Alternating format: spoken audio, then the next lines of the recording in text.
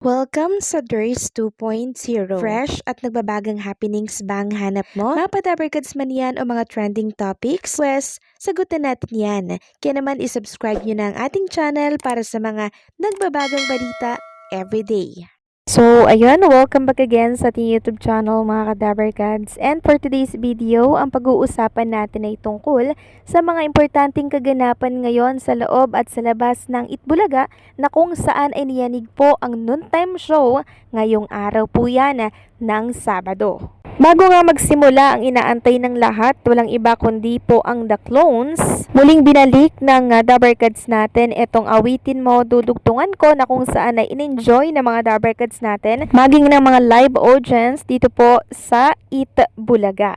Samantalang ang Sugod Bahay mga kapatid ay pre-recorded po ngayong araw po yan ng Sabado. Dito po yan sa Barangay Parang, Marikina City. At sa The Clones naman, mga bigatin po talaga yung mga judges na inimbitahan po ng Itbulaga dito. Unang-una na po itong si Mitoy Yonting, vocal powerhouse. And syempre, andirito rin po si Jimmy Antiporda, Kay Brosas, Sherin Reyes, and syempre si Mitch Valdez and Fede Los Reyes at Lani Misa Lucha. So yan po yung ilan sa mga malalaking judges ng The Clones ngayong araw po ng Sabado. At lahat yan napabilib po ng mga The Clone singer natin na sumalang kanina. So bale, ang voice quality po, ito po yung criteria for judging. Voice quality, 80%. So kailangan talaga kaboses nyo yung ginagaya nyo po na singer.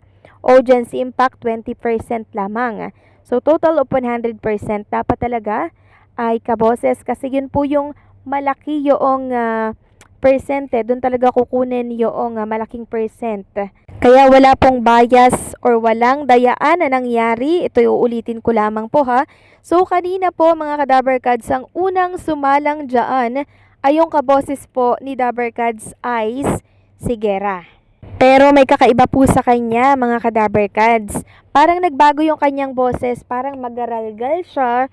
Yun pala mga kadabarkads, after po ng kanyang pagkanta, meron pala siyang pinagdadaanan. Kaya ganun po yung kanyang boses. Yung palang ama niya mga kadabarkads ay namatay. Ngayong araw po yan. Kaya habang kumakanta po siya mga kadabarkads kanina, mangyak-ngyak po siya. Parang ang hirap niyang bigkasin yung mga words, pero natawid niya naman po mga kadabarkads, dahilan yan para po maiyak na din itong mga judges ng Itbulaga kanina. Kung baga ay nahaluan po ng awa itong mga judges natin at meron nga pong mga nagkokomento na sana daw hindi mahaluan nga ng awa yung pagbibigay po ng score dito po sa kaboses po ni Ice Sigera. At kung pagmamasdan nyo nga yung comment section sa live chat ng Itbulaga habang kumakanta po siya, ang dami pong umiiyak dito at nalulungkot. So ipapakita ko na lamang po sa mga screening nyo, mga kadabarkads, yung reaksyon ng mga tao sa nangyari po dito sa kaboses po ni Dabarkads Ice Sigera. Kasi nalungkot po talaga lahat ng Dabarkads natin maging yung mga judges, naiyak din po sila. At ang pangalawa naman pong sumalang ay si Nadine Coronado na kung saan ay kaboses nga po ni Moira De La Torre. At ang pangatlo naman po na sumalang mga kadabarkads ay yung kaboses po nitong si Kichi Nadal, na kung saan sobrang na-amaze dito yung mga judges natin. Unang arangkada pa lang po ng pagkanta niya, sobrang na-amaze na yung mga judges, mga kadabarkads. Tapos nagustuhan din po nila yung song na na-request nila. So ibig sabihin maganda po ang naging performance nitong si Kichi Nadal or si Mary Christine. Lalo na po nang sumalang itong pang-apat natin na si Jashara po, kung saan ang ginagaya niya ay si Claire de la Puente. Mas lalong na-amaze dito yung mga judges natin kasi kaboses niya po talaga yung kanyang ginagaya. And sobrang na-amaze nga po ang mga judges natin kanina. So isa-isa nga pong hiningan ng mga pahayag or komento itong mga judges natin, and sabi nga nila na-amaze sila kasi talagang kaboses daw po ng mga finalists ngayon itong sumalang kanina. And sabi nga po ni Mito Yunting, yung consistency po dapat hindi mawawala. Kasi may time po na kumakanta yung isang singer tapos nawawala siya doon sa ginagaya niya, 'di ba? Kaya ang payo, dapat consistent doon sa ginagaya po na singer.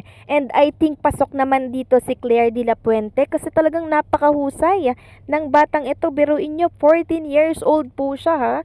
Pero napakagaling niya pong manggaya. And alam nyo ba mga Kadaberkads, mas dito ako na-amaze. Doon sa naging live viewers ng Itbulaga sa TVJ YouTube channel, pumalo po ng 180,000. Yes po mga Kadaberkads. At sa TV5 naman, 29K. TV5 YouTube channel ha, 29K. So kung susumahin natin yon mga Kadaberkads, pumalo po ng 200 plus. Hindi pa kasama yung sa Facebook niyan ha, mga Kadaberkads. So, 200 plus po ang viewers ng Itbulaga ngayong araw. At yung katapatan nga po na programa, yung It's Showtime, sinilip ko din kanina, nasa 80,000 nga lang ata mga Kadaberkads. So, ilalagay ko na lamang din yung screenshot natin para meron tayong patunay sa mga pinagsasasabi natin dito. So, talagang inabangan po ng buong bansa itong The Clones, mga Kadaberkads, kasi labanan po to ng mga ng mga magagaling na singer, clones ng mga singer, mga Kadaberkads. Kaya naman, congratulations no sa nanalo po kanina. And deserving naman nila manalo mga Kadaberkads. Pero yun nga lang, dapat consistent tayo sa boses natin na ginagaya. Yun po kasi yung hinahanap ng judges natin. And syempre, nasa criteria po yun mga Kadaberkads. Biruin nyo, 80%. Doon po manggagaling yung boto ng mga judge. Kaya kung mawawala kayo doon, syempre, hindi natin makukuha yung 80%. 30% lang naman kasi, or 20% lang naman kasi, yung audience impact. So, maliit lang. Doon tayo nagpo-focus kasi sa voice quality, kung gayang-gaya ba or hindi, 'di ba? Then makukuha natin yung 80%. Kaya naman, congratulations sa nanalo po kanina mga Kadaberkads. Talagang niyanig ang buong noontime show nang dahil dito sa The Clones. Ang dami pong nag-abang mga Kadaberkads, maging yung kalaban po, mga viewers ng kalaban or katapatan na programa, nakatutok din dito. Medyo nasad nga lang po ako ng konti doon sa kaboses po ni Ice Guerra kasi hindi siya prepared mga Kadaberkads Kasi meron po siyang pinagdadaanan. Alam naman natin na sobrang sakit po noon, pero naitawid niya naman mga Kadaberkads mag-perform ngayong araw po ng Sabado. So paano, hanggang dito na lamang po ang update natin. Maraming salamat sa patuloy na pagsuporta.